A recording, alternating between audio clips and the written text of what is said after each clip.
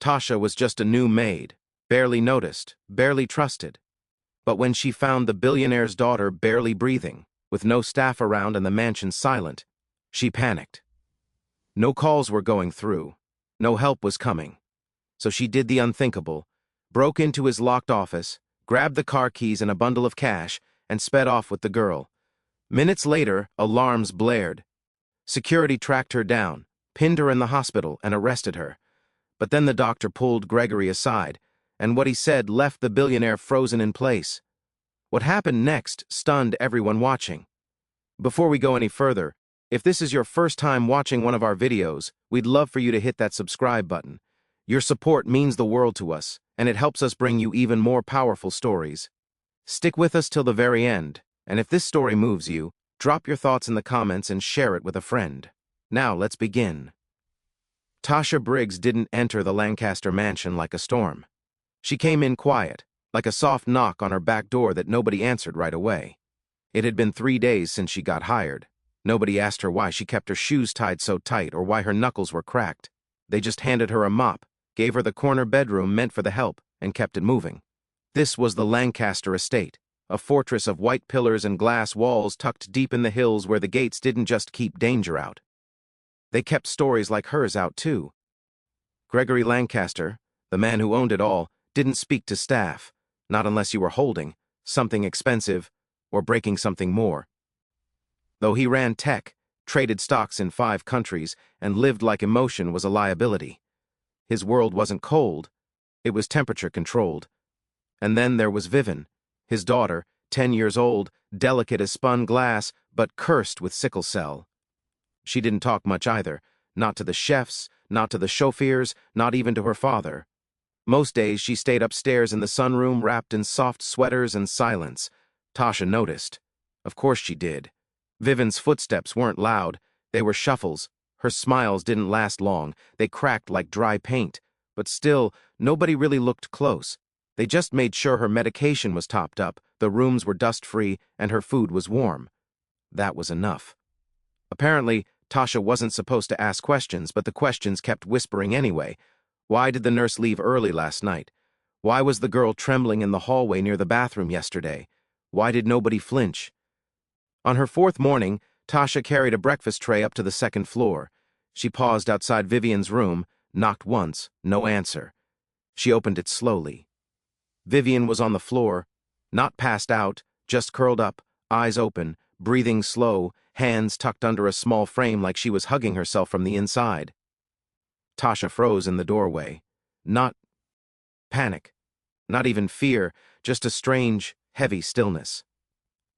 She placed the tray down, didn't say anything, didn't ask anything. She just sat cross-legged beside her. Quiet. After a long silence, Vivian whispered, "It hurts today." Tasha nodded. I know that moment didn't change the world, not yet, but something shifted. Something soft and invisible. Downstairs in the service hallway near the laundry chute, 2 older maids whispered over folded towels. "I give her a week," one said, smoothing out a sheet. "She's too soft for this place." "She got that look," the other muttered like she's seen struggle, and struggle don't last long round here. They chuckled, looked up. Tasha passed silently behind them, arms full of pillowcases. She didn't say a word, but she heard every syllable. That evening, the house glowed with gold light. Gregory arrived home late. Vivian didn't greet him. He didn't expect her to. Tasha cleaned the upstairs study while glancing at the locked office door at the far end. Security sensors blinked right above it. High clearance, off limits, not her business, but even from outside. She could hear something ticking. Maybe it was the clock. Or maybe it was just time waiting to run out. The morning started heavy. Storm clouds hovered low over the hills, making the mansion feel dim, even with all the lights on. Gregory had flown out just before sunrise. Business in Zurich or Singapore or somewhere that didn't require him to say goodbye. Tasha moved through her routine like lockwork. But something felt off. Vivian hadn't come down for breakfast. By 9 a.m., the head maid was complaining about the wrong detergent order. By 10, the other staff were focused on getting the outdoor patio spotless for some invested dinner scheduled next week. Vivian, nobody mentioned her. Tasha hesitated outside her room again. Something in her chest tugged. She knocked twice. No answer. She opened the door and time slowed. Vivian was lying halfway off the bed, drenched in sweat. Her hands were shaking, lips dry, her body curled unnaturally, like it was fighting itself from the inside. The room smelled sharp, like plastic and fear. Tasha dropped to her knees beside her. Vivian. The girl's eyelids fluttered. Her breath was ragged, like she was breathing through broken glass. Tasha's own hands trembled. She reached for the emergency call button by the wall did. She sprinted to the hallway phone, dialed the nurse on record, straight to voicemail. She dialed Gregory's number for rings, then 5, then nothing. She tried again and again. Still nothing. She slammed the receiver down. Downstairs, the other maids were laughing about something near the pantry. Tasha burst into the hallway, breath quick, eyes wild. I need someone, anyone to help. Vivian's. We don't go upstairs without clearance. One interrupted, not even turning. She needs a hospital now. The second waved her off, annoyed. We'll inform the estate manager. That's the process. Process. Tasha's fingers curled into... Oh, fists. She turned on her heel, ran back upstairs. Vivian was barely conscious now, her chest rising too fast, too shallow. She looked at the hallway, then at the far end, the locked office, Gregory's private office. She'd never been in there, but she had cleaned near it enough to notice something most wouldn't. A tiny keyhole above the doorknob and the key. It always hung from the red tag beside the basement cleaning supplies. She remembered because the tag was labeled "Do Not Remove," but she did. She ran downstairs, yanked the key from its hook. Nobody saw her. She sprinted back. The door clicked open. The room was pure silence. Leather glass and money, framed awards, a wall safe, a Tesla key fob on the polished desk, and next to it, a black clip vat with $100 bills. She hesitated. Not for long. Tasha scooped Vivian into her arms trembling, not from fear, but from the sheer effort of carrying a sick child half her size. She bolted down the hall. Every corner of the mansion seemed to scream at her. The cameras, the blinking lights, the invisible rules. She didn't care. She pushed through the front door, cradling Vivian like glass. She reached the garage. The Tesla recognized the key instantly. Door hissed open. The soft white seats lit up. She laid Vivian gently across the passenger side, belted her in, whispered, "Hold on." Then she climbed in, slammed the door shut, and hit the accelerator. The tires squealed as the car pulled out of the estate. A moment later, back at the mansion, an alarm blared. Security screens lit up red.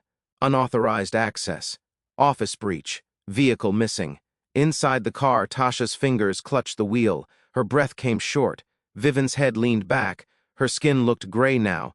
The GPS blinked. She ignored it. She knew the fastest hospital, not the closest, the best. Traffic blurred. Horns screamed. Her heart pounded louder than the road beneath her. In her head, she repeated it like a prayer. Hold on, just hold on. Behind her, 2 black SUVs were already pulling out of the mansion. Security had tracked the vehicle's location, and she had no idea they were coming. The hospital entrance glowed sterile white as the Tesla screeched to a halt in the emergency lane. Tasha didn't wait for anyone to open the door. She leapt out, flung it open, unbuckled Vivian, and carried her like she weighed nothing, though every step felt like dragging a mountain uphill. "Help!" she gasped as she burst through the sliding doors. "Please, someone, she's got sickle cell, she can't breathe." Nurses rushed toward her. A crash cart followed. Vivian was laid onto a gurney like a porcelain doll, her limbs too still. Doctors shouted in clipped urgency. Someone asked, "Parent or guardian?" She just said, "I'm the maid. I'm the maid." But there was no one else. They didn't press. They wheeled Vivian away fast, and suddenly, silence. Just Tasha standing alone in the center of that blinding lobby. The weight of it all hit her.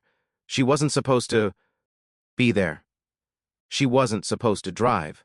She wasn't supposed to touch the money. She wasn't supposed to matter. But none of those rules had helped Vivian. And now the weight turned real.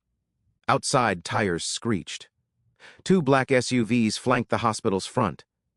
Estate security poured out for men in matching navy jackets, radios at their shoulders, faces tight. They didn't shout. They didn't ask questions. One pointed, "That's her." Tasha didn't run, didn't flinch. She just turned slowly as they approached. They surrounded her without a word, wrists already in cuffs before she could blink. A nurse inside the sliding door shouted, "Hey, what are you doing?" She brought in a patient. One of the guards replied, coldly, "She stole a billionaire's vehicle and cash. She's under arrest." Gregory Lancaster arrived 15 minutes later. Tailor gray suit, rolled sleeves, cold eyes. He walked in like he owned the building because in some way he probably did. The head of security approached him. "She's in holding. Local PD is en route. We recovered the vehicle, still counting the cash." Gregory's jaw flexed. And the girl just stabilizing her now, barely got her in time. He didn't respond, just stood there, still hands in his pockets. A doctor approached. Mid-50s, calm but firm. "You Gregory Lancaster." He nodded. The doctor sighed. "Mr. Lancaster, I need you to understand something. Your daughter has sickle cell, which means when a crisis hits, minutes matter. Seconds, even if that young woman hadn't gotten her here when she did." He paused. "She would have died." That word echoed like it didn't belong in the room. Gregory blinked, once, twice. "Ah, your phones were off. Your staff were unreachable. Your security protocol too slow. That girl saved her, not you, not your systems. Her." The doctor walked away. Gregory just stood there staring at the floor tiles in the small, cold holding room down the hall.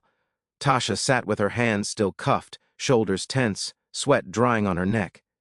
She didn't cry. She didn't plead. She just stared at the wall. The door opened. She turned slowly. Gregory stepped in, alone. No guards, no lawyers. He looked at her for the first time. Really looked at her. She met his gaze. Eyes red but unafraid. For a long moment they didn't say anything. And then he reached into his pocket, pulled out a small silver key, uncuffed her wrists. No words. "Come with me," he said quietly. She didn't move until he added, "She's asking for you." The hallway leading to room 214 was quiet. Too quiet for a place that had just witnessed life clinging by a thread. Gregory walked ahead. Tasha followed, her steps light but unsure, like her feet didn't trust the floor not to vanish. Inside the room, Vivian lay tucked under a sea of pale blue blankets, and Ford dripped slowly. Her breathing was steadier now, softer. Her tiny fingers tapped against her blanket, almost like she was counting something only she could hear. When she saw Tasha, her face lit up just for a second. "T. Asha," she whispered. It was the only voice in the room that didn't ask anything of her. Tasha stepped forward, took her hand gently. Gregory stood back watching. Later that evening, when the sky turned pink and the city lights blinked on like they were waking from a long nap, something changed. Gregory walked out of the hospital room, not as a billionaire, but as a father who had finally seen someone else step up when he hadn't, and the guilt set heavy on his chest. By morning, the internet had caught wind of the story. Not the truth, just whispers. Black maid arrested for stealing billionaire's car. Possible kidnapping. Sources say the daughter was in critical condition. People didn't wait for context. They fed off assumptions. But by noon, something nobody expected happened. A press release from Gregory Lancaster's office stating he'd be making a public statement that evening live. It caught everyone off guard, including his staff. That night, cameras flashed. Reporters jostled for space on the Lancaster lawn. The mansion gates opened like a curtain rising on a stage. Gregory stood behind the podium. No tie, no assistant whispering notes. Beside him, Tasha, not in a uniform, in a modest gray dress. Someone had pressed for her just minutes before. Her hair pulled back, shoulders square, but her hands still tumbled slightly. Gregory took a breath. Then he spoke. "Last night, my daughter nearly died, and the only reason she's alive today is because of the woman standing Bessie. Me. She broke rules, yes, but sometimes rules are the problem. No one else acted. No one else ran. No one else cared the way she did.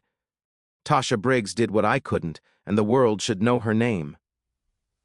There was a pause, then a wave of murmurs. Reporters leaned forward. Camera shutters clicked in rapid fire.